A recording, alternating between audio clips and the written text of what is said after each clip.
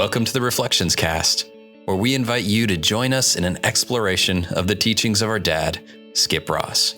In each episode, we will listen to a talk or lecture from Skip and then discuss what we might be able to apply to our daily lives and reflect on how they can inspire us to grow and change. We hope to continue his legacy and join our listeners in finding new insights and perspectives.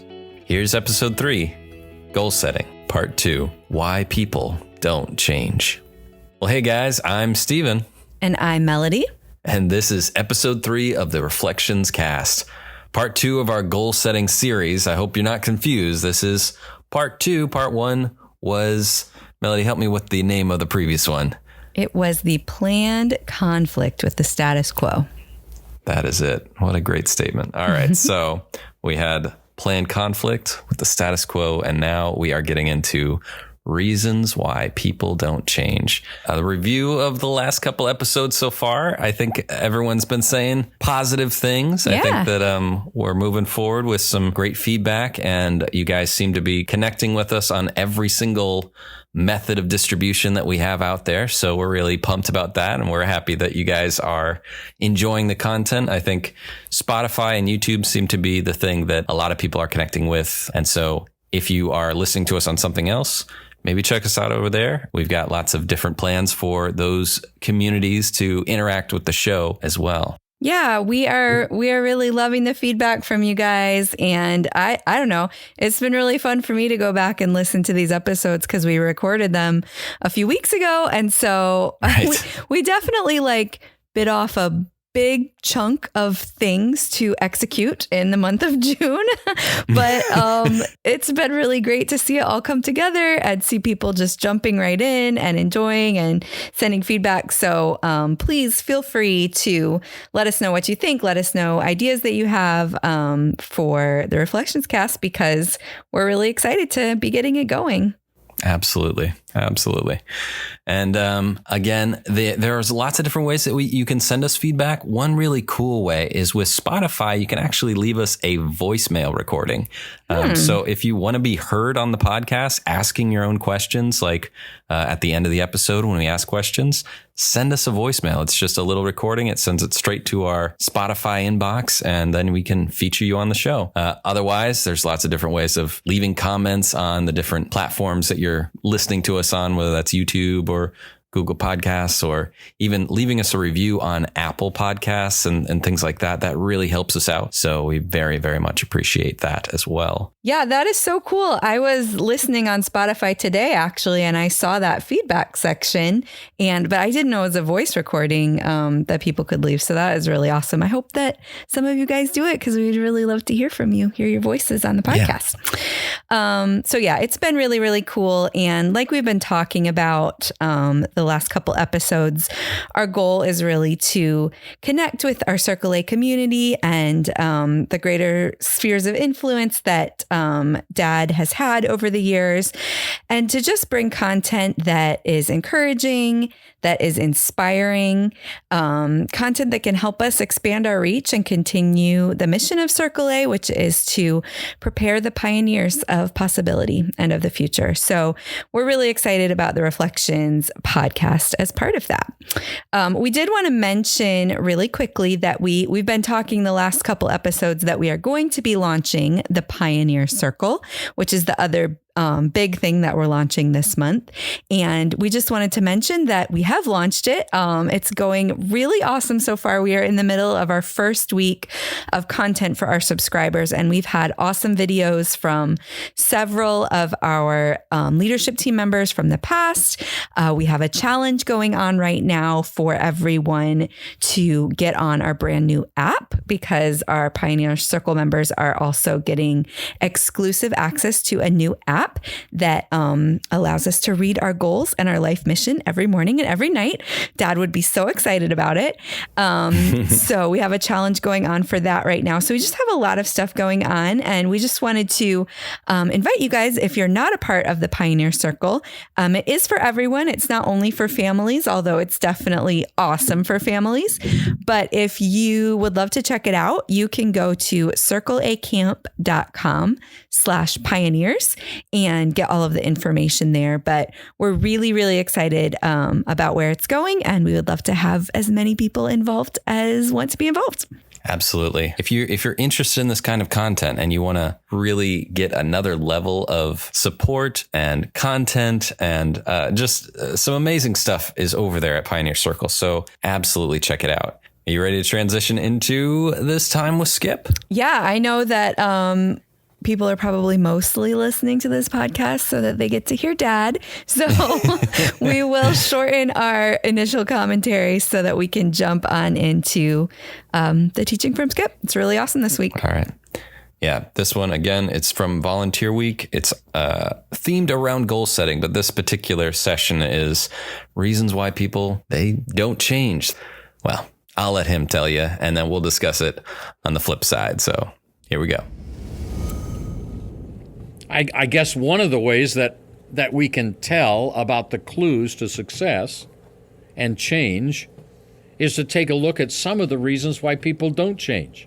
I mean, there are clues on that side of the observation ledger. So we'll take just a look at 2 or 3 of those things. Why people don't change, and then I'll give you some suggestions as to the antidote.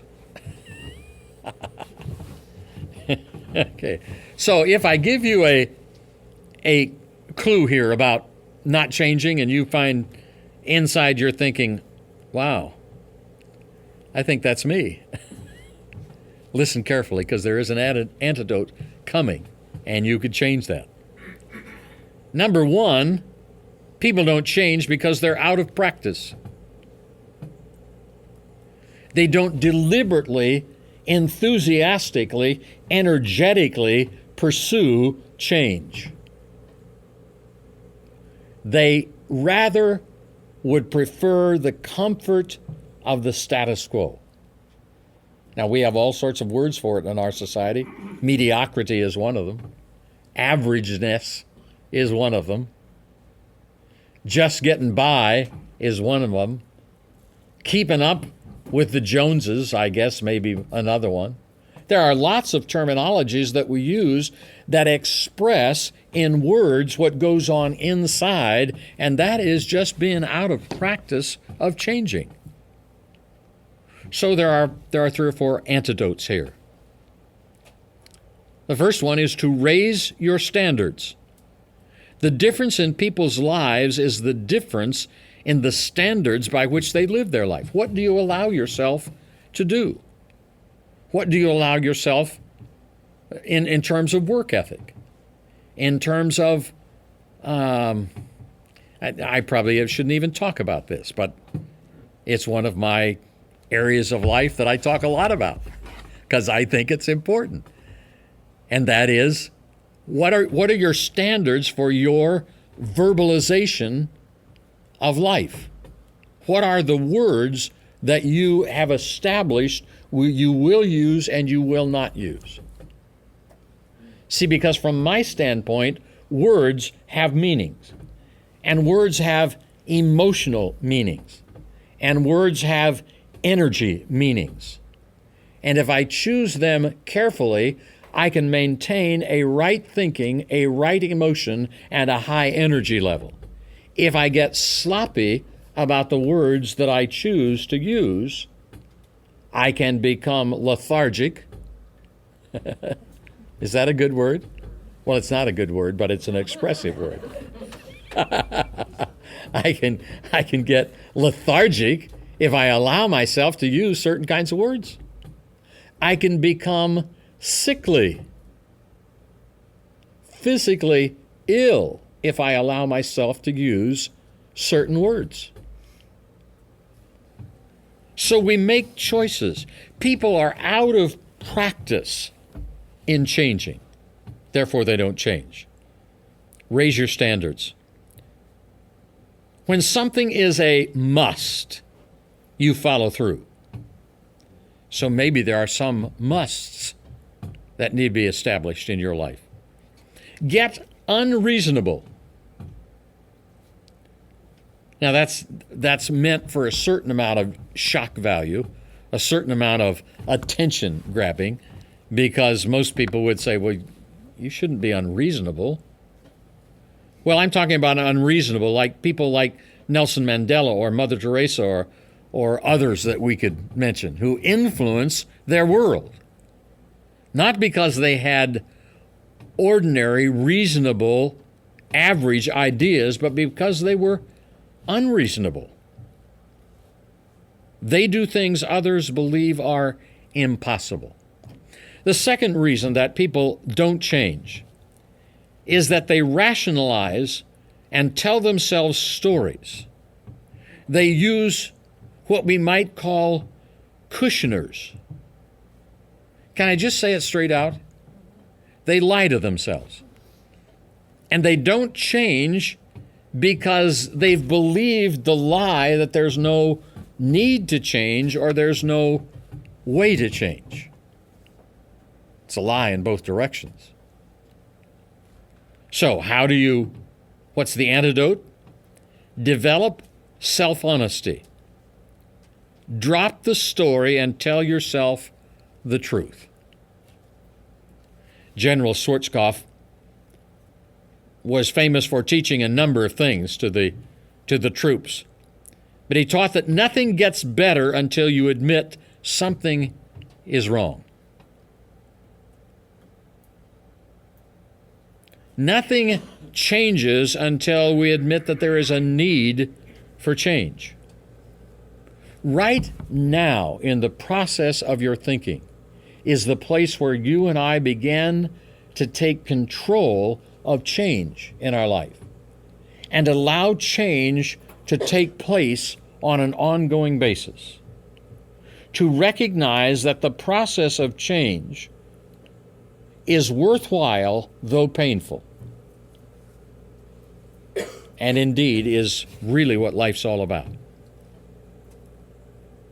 Develop the habit of bite size. Start by tackling one manageable piece of a project, right? Or make one phone call. Walk for 10 minutes. Stop using cushioners. These are all antidotes. Develop self-honesty. Understand the power of now. Develop the habit of bite size. Stop using cushioners. Make yourself feel better without actually changing anything. Trains you to accept mediocrity. So, number 3. These are reasons why people don't change. Number 3 is they've had an ineffective strategy. An ineffective strategy. So, the antidote to that is develop a strategy that works. I mean, why would you want to maintain a strategy that doesn't work? You and I will not produce an extraordinary body by changing our diet alone. There are a number of things that need to go into that whole process. I'll use that more as an illustration as time goes on over the next several days, because I discovered that when I start thinking about goal setting and dreaming and physical exercise and diet and physical conditioning, there are a lot of things that impact those two areas of my life that are similar. And I learn a lot about what not to do in the whole physical conditioning realm. It's a strategy that doesn't work. If you are confused about what to do next, that is not a strategy that works. If you don't do one thing because somebody else told you that's totally ineffective, you ought to be doing something else, that strategy doesn't work. I know. Someone said the reasonable man adapts himself to the world. The unreasonable one persists in trying to adapt the world to himself. Therefore, all progress depends on the unreasonableness of man. Challenging thought for us to close with this evening. And there we have it. Another recording from Skip. Awesome stuff. Would you like to do the kind of recap of what he said there, or are we going to get right into the questions? Yeah, let's do a quick recap. I know this was kind of a short segment, but again, there's just so much here to think about and process and, decide how and what we want to implement into our lives as we listen. So I think this is a good place to stop and do some of that thinking. So I think he talks about 3 different reasons in this segment why people don't change. So the first one he talks about is that they don't change because they're out of practice and they prefer the comfort of the status quo. Now, this whole idea of the comfort zone is definitely a familiar theme in Dad's teaching. You and I have certainly heard about it our whole lives, but I think people who've listened to Skip for a long time have heard him talk about the comfort zone in multiple different facets of his teaching, not just in goal setting, but I think it's specifically important here. And, I think he's certainly right that's a huge reason why people don't change. I think that, in this moment in our world, people may feel that even more than ever. When the pandemic hit and lockdown happened and the world stood still and jobs changed forever and school changed forever and church changed forever and all these things, I think even the status quo, like the normal, changed forever. And it slowed people down to a point where some of that slowdown was really good and healthy. And some of it was helping us shed things that were not essential to our flourishing. But some of it I don't think was healthy. Some of it I think brought on a sense of complacency or laziness, one might say. Like I can even see that in myself in certain spaces where Netflix and relaxing at home every single night just was really nice. And then, and then maybe we wanted to do that more than we used to do it before. So I think that weirdly, we have increased our desire for comfort even more so in the last few years. I also think that, in order to desire to be out of our comfort zone, I think humans have to feel like there's a purpose, there's a mission, there's a reason to be out of the comfort zone, or else, of course, we're going to want to stay there.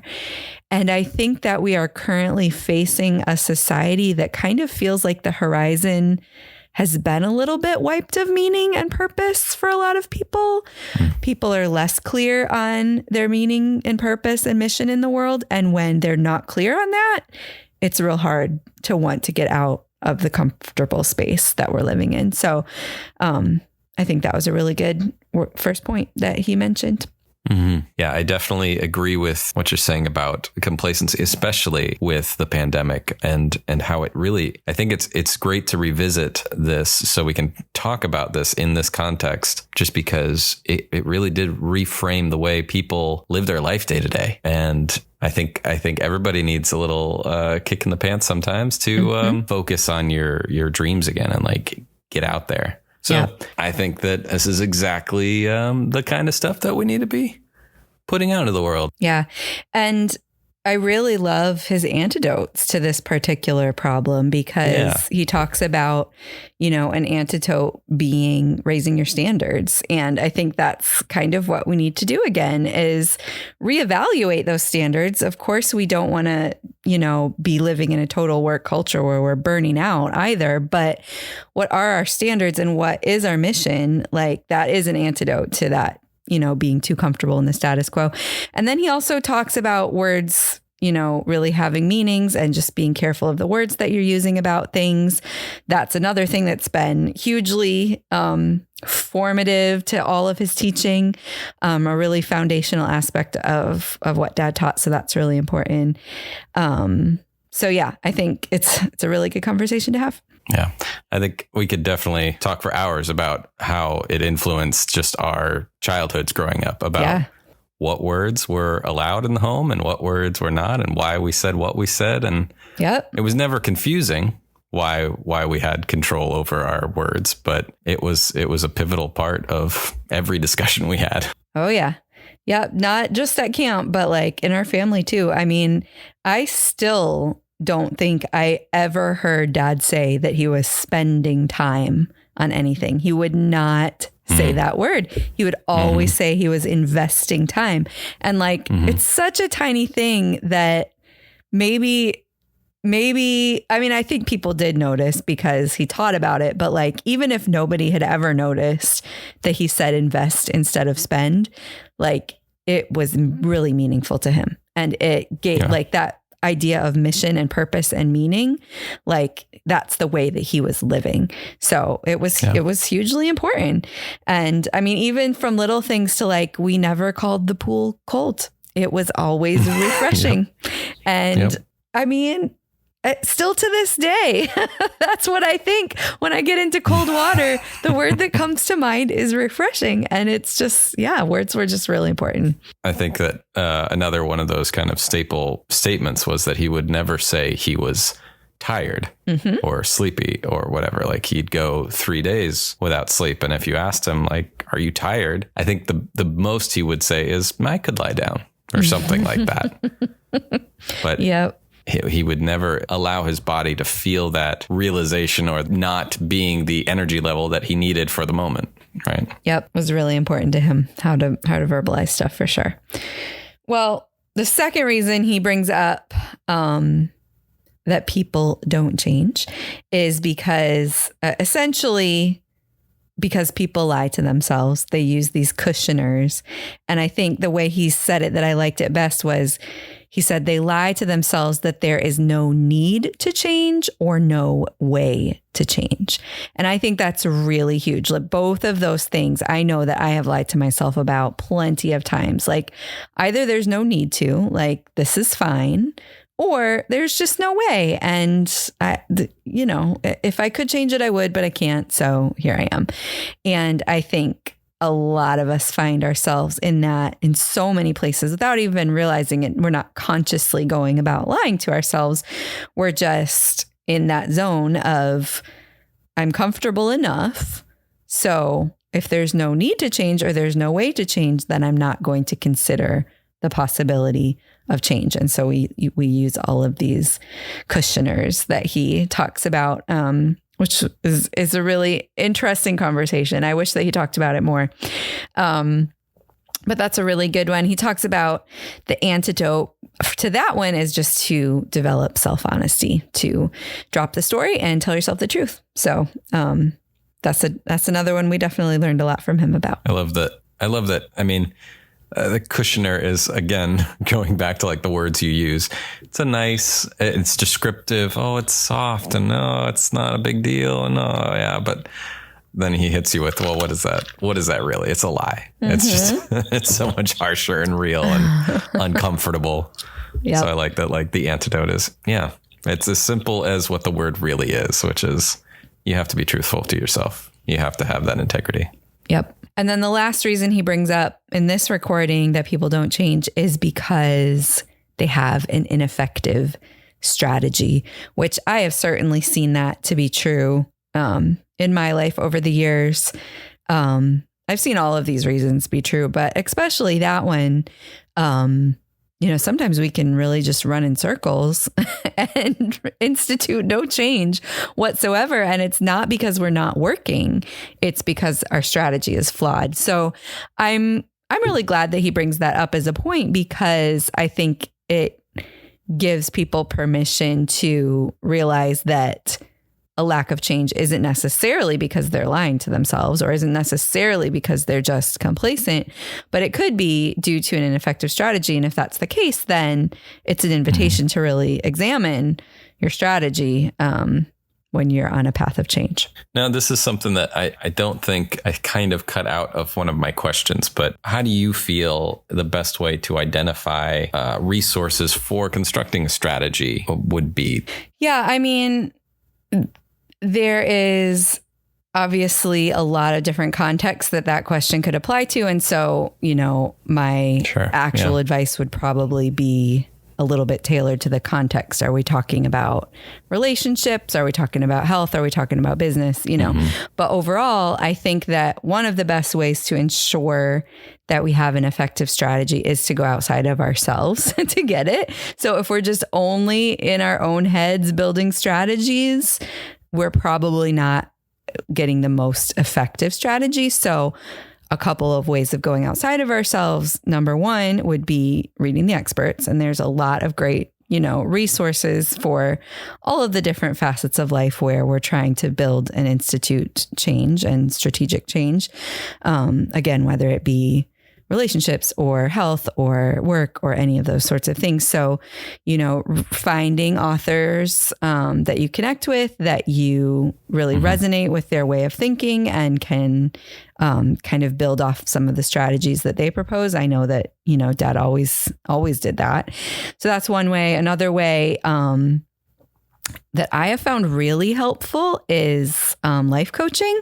So of course there is counseling for certain things that we go through that, when we're kind of trying to heal something from our past, we go to counseling or therapy to help work through that. Or if we're having specific mental, challenges that we need to work through, then counseling or therapy is great for that. But if we're looking towards something in the future, if we're looking towards growth and change and movement towards our becoming, then coaching can be really, really helpful, because a good life coach will really kind of mine what's in you. Because a good life coach knows you probably do have the best strategy inside of you, but they just help kind of bring it out and help you work past your blocks and your blind spots. So I have used a couple life coaches over the years and found that to be really transformative. And then thirdly, it's just, at least, besides the books and besides the life coaching, also just a trusted friend or a spouse who can kind of help you evaluate your strategy, I think is really good. And the other way that I would say to kind of evaluate your strategy would be to actually track it. Might I say? A lot of us think that we're instituting a strategy because it's in our head and we're like, this is what I'm going to do to change something. But then when we look back after weeks or months or years, we see that we haven't actually enacted the strategy that was in our mind. So something that I found really essential for me is, I, at this point in my life, create strategic plans for pretty much any change or new project that I'm going to become a part of. And these strategic plans have specific initiatives that have specific goals attached to them and specific dates attached to them, so that I don't just say to myself, I think we should start a podcast and it should be with Steven and we should listen to Dad's recordings and then we should, call it, it's not just in my head. It's written down as a strategic plan so that I can look back a year in and be like, okay, well, we met this objective and we met this objective and we didn't meet that. So this is where we need to adjust. So the more that you can kind of put your strategy into words and on paper and then track it, the more effective it will be. Awesome. Thank you so much for derailing for that, because I think it's exactly the kind of stuff that people need to hear and get a lot out of when they tune in. I think it's good to ask that because he doesn't go into that in this particular recording. And so, good to have some actionable steps if that feels like something that might be important in your life. So for sure. Yeah. It's amazing how dense he can make these little 10 minutes.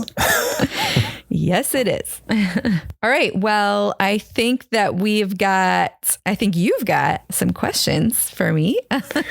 So let's jump into that. Okay. For question one, if we go back to that verbalization of life and the words you use and how beneficial it can be to have a very structured control over what words you say and why you say them and why you don't say them in terms of derailing you from your goal and objective. My question is, and I think that this is something that is just inherent with this sort of lifestyle and when you're talking about this kind of stuff, is can controlling your words deteriorate your ability to communicate effectively in times of strife or pain or discomfort? Or are you locked into suffering in silence because you're restricting how you verbalize those situations in life? Yeah, I think that's a really good question. Yes, I think it can. Like, I think we've learned a lot of really awesome things from Dad about this, as far as being aware what you verbalize, especially about yourself. But I do think that we can take it too far, and that it can kind of restrict our ability to communicate well with people, especially our most important relationships, if we aren't being honest about what we're feeling. So I do think honesty in our relationships is really important. I think what I learned from Dad about this over the years is that he was pretty strategic about what he would say and when he would say and who he would say it to. But I don't ever feel that he was dishonest. I think that if he couldn't say what he wanted to say, he would just say nothing, which essentially still communicated the reality of what he was going through. He just didn't verbalize it with a lot of negative, extra talk. So I think that's one way to handle it. But I will say, like, in the last years of his life, I mean, he obviously did have to verbalize a lot of really negative things. Like, he was going through a lot of physical pain, and other difficulties. And he chose to share that with his family, and even people outside of his family. I mean, he chose some of the stuff he put on recordings and, shared with our church and shared with his other friends. And I think, he had learned that while being really strategic about what you say is important, it is more important to have grounded, authentic relationships where you can be real with people. And so when he was experiencing some of the hardest parts of his life, he was able to share some of it. Now, I am sure that it was way more positive than most people going through what he went through would have said. Like, he was still aware to be, to not dwell, to not be just totally buried in the physical pain he was feeling or the emotional strain he was feeling. But he was open to be honest about it. So I feel like I learned as much from that part of his journey as I did from the earlier parts of his journey. And like in my life, I hope to have a balance of both. Like, I hope to always be honest and always be authentic in my relationships. But I also hope to be aware and strategic what I'm saying, because I know the difference that it made in Dad's life, and I know the difference that it makes in mine when I am choosing not to just kind of dwell in negative talk. So I don't know if that fully answers your question, but that's kind of what comes to mind. Yeah, I think it's great. Again, that's another thing I think it's always good to bring awareness to that so that people don't get cycled into an unhealthy situation with this sort of lifestyle.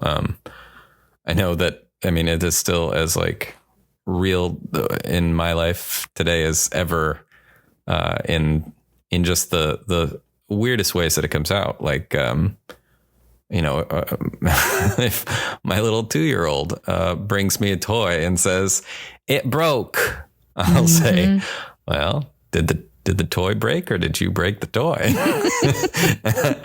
I know that, like, she doesn't understand, but I can't unhear that or make that like not be a part of my brain. Right. So it's good for me to just at least touch on these points about that as well. Yep. All right. So question number 2, I think, is more amorphous in that, he gives these clues to the antidotes of these different points. But one that I think I can not always, I felt could use a little bit more fleshing out was this idea of Kushner's, just because, it is this nice little word that just pretty much is the same way of saying lying. Mm-hmm.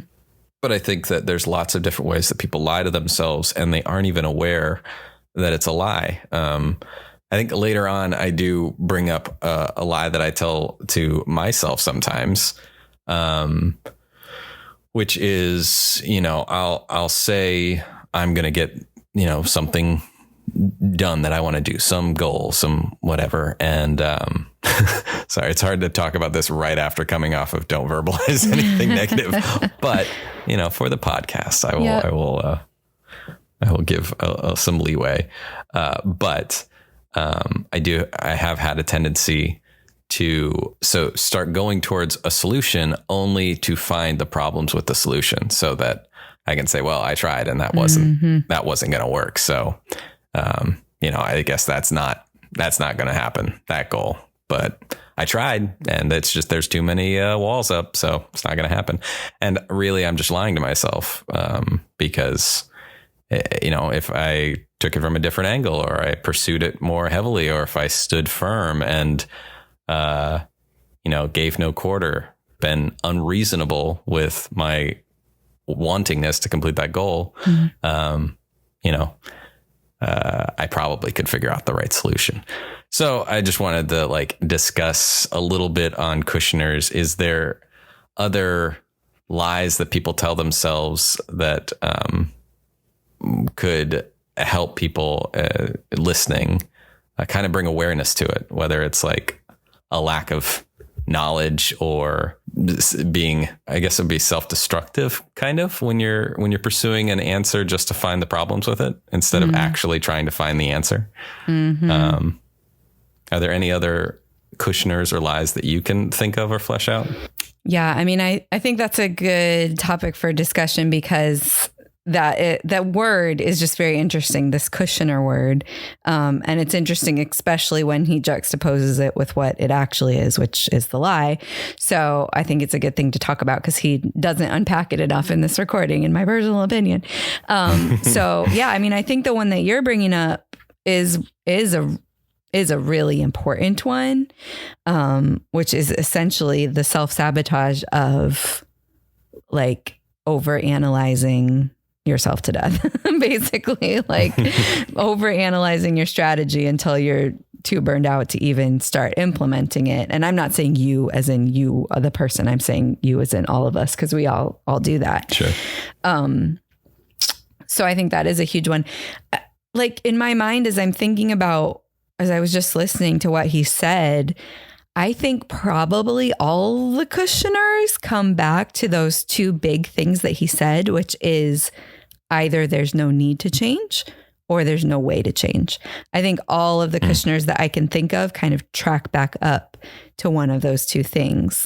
Either I'm comfortable enough, there's no need to change, which kind of takes us to that status quo thing, or there's no way to change, meaning either I've analyzed all these strategies and there's none of them are going to work, so there's no point in trying. I think probably I would venture to guess all of the Kushner's go back to that. I think there are some other relational Kushner's that probably come into play. We've been listening to some of Dad's recordings about leadership and self-deception because we're planning to use some of those for this podcast. And so a lot of that is about these Kushner's that come into play in our relationships, where we essentially build up this whole case against another person, or sometimes against ourselves, that build this whole narrative that isn't even true. And so I think those sorts of things can be other lies, other cushioners, other self-deceptions that can derail our growth for sure. So, I mean, I can think of a lot of situationally specific ones, but I think they probably all go to one of those categories. I think that's awesome. Thank you. I did want to bring up, just as we get into this final question, that I always want to keep that invitation open for our viewers, because, you know, these little discussion points or these little questions that we flesh out at the end of the show, you know, I think we're all in agreement. The heart of the content is what Skip's talking about. And, you know, there are things that jump out to me. There are things that jump out to you. But I know that there are things that have jumped out to people while they listen to that 10 minutes that they want more unpacking of. And I can think of more things that I want more unpacking of. But I just encourage that feedback from our listeners. Just if there's something that you really thought, hey, I want more on that. We have an email, thereflectionscast@gmail.com. But also that voicemail, I think, would be a really cool way to connect with us. So as we finish out with this final question, are you ready? Yeah, let's do it. Okay. So the final question is, it's something that he says right at the very end. And just like the previous question, I think it's just a discussion point. I'd love to flesh it out with you, because I had resistance to it, and I want to get into it with you. And that is the statement that says, a reasonable man adapts himself to the world. The unreasonable man persists in trying to adapt the world to himself. Therefore, all progress relies on the unreasonableness of man. And I feel like that, I can't understand that quite fully, because it feels like it's saying that it promotes this idea of stubbornness and not willing to change, and then says, but that's what leads to all progress. So I know that there's further ways of translating that, and I thought maybe if we could flesh it out here, maybe it'd make more sense. Yeah. Yeah. It's very interesting that you bring that quote up, because it also bothered me when I first listened to this recording. Not bothered, but just like, I was like, something isn't sitting quite right. Like there's something good. There's some gold in there, but there's also like something that's not sitting quite right with me with that quote. So I actually looked it up. It is a George Bernard Shaw quote that comes from his play called Man and Superman. And that was written in 1901. So just to give, you know, a little context to this quote. So what I think Dad is saying here, I don't know exactly what Shaw was saying, because I haven't read that play and probably won't. So I don't know exactly if this is a particular, you know, in a particular context of a character. But I think what Dad is saying about this quote has to do more with, I think he talks about being unreasonable even earlier in this recording, in the sense of, I think what he means is coming out of that status quo, coming out of that comfort zone. So when I see this quote, if we view it in the context of relationally reasonable, I think it's kind of an ugly quote, because I don't want to be relationally unreasonable and try and force others to my perspectives or my way of life, or adapt the world to myself. If I'm doing that in a relational way, I think I'm pretty off the game, because I think we all share Dad's values of empathy and healthy relationships and listening and communication and all of that. But when I look at this quote in terms of, you know, the progress of man, this was written in 1901. So, you know, I'm thinking of, you know, if we had decided that we're going to adapt ourselves to the world. And when it's dark outside, we just don't have light unless there's fire, because electricity isn't a thing that's invented. Then electricity never gets invented. And it's the unreasonable ones who invented this new technology. And we can go on and on and on with examples such as that, certainly in the technological realm, but in other realms of human development as well. So I think when you're looking at human development, this makes sense, because it's always the crazy ones that drive that stuff forward, right? But I think even in the sense of reaching goals that are outside of our comfort zone, I do think there is a sense of unreasonableness that we probably do assume to reach those things. Like as I've been listening to this recording and talking through this, I'm thinking of our launch of the Reflections Cast and of the Pioneer Circle and of the Circle A Summit. So essentially, we, our family, had come to a place where change was needed for the future of Circle A. And we had lost Dad, and there was a change needed, or else Circle A was essentially going to fade into non-existence, right? And so, I think all of this can be we can look at all of this through the lens of that specific example. Like, we chose not to have the comfort of the status quo. There could have been lots of cushioners that would have, relieved us from the sense of a need to continue the work of Circle A, right? You don't have to do this. This was your dad's thing. The world has changed. All of these things that we could have said to essentially be excuses to not continue the work of this ministry. And probably nobody would have judged us poorly for, using those things as reasons to not continue. But the truth is, if we hadn't had a personal calling to continue, then I don't think those things would have been cushioners. I don't think those things would have been lies. Those things would have been true. But because we did have a personal mission, we did have a personal calling to continue, then kind of giving into those lesser voices about comfort or simplicity would have been a lie, because the truth is that we are called to continue this personally.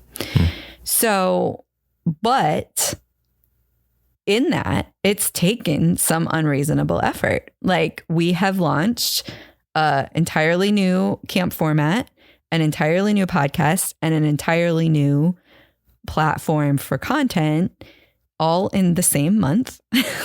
And it has been a lot. Is a lot of content. It's a lot of back-end technological work. It's a lot of late nights. It's a lot of, sacrifices on other things that we're doing with our life and time. But if we hadn't chosen to be unreasonable in that pursuit, there would have been no progress for the future of Circle A at this time. So, in my mind, that's what this quote means. But I do think that does not mean that we get unreasonable with people, because I don't think that's anything that would align with Dad's values. I know it's not anything that would align with my values or your values. So I think that maybe that perspective shift can make that quote make a little bit more sense. I think you hit the nail on the head with that. I'm envisioning like an old man in the wilderness covering his fire and saying, I will not bend to you, wind. So, all right. Well, I think that's some great responses. And in terms of, the changes to continue to keep Circle A alive and well, they were changes that, they needed to happen, even with or without Dad. And I'm very excited about the changes that it is turning into. But as Dad has reminded us many a time, change is always painful. Yeah. So yeah, it's always a growing process, but I think that I'm really excited for where it's going. And I think that people are getting really excited as well. Yep. So I can't wait to do this again. I know where this series is going, and the culmination of this particular talk is a really powerful one. And I think that everyone that's listening will be very excited. So thank you, Melody, for giving us these responses. I think that they fleshed out some confusing points. They gave comfort in some difficult spots, and they gave clarity so that people don't get stuck in the wrong or unhealthy perspectives on these very difficult, life-changing perspectives that he shared. So thank you very much. For sure. Thank you too. I think it was another really good conversation, and I'm just enjoying kind of revisiting this material again, because it always helps me grow. It always like gives me something specific to implement the next day every time I listen to Dad's teaching. So it's always a worthy investment of time. So thank you as well. And we would love to hear from you guys, truly, thoughts, questions, ideas that you have. So definitely check out that Q&A feature on Spotify, and we'll be back with you next time. All right, guys. See you then.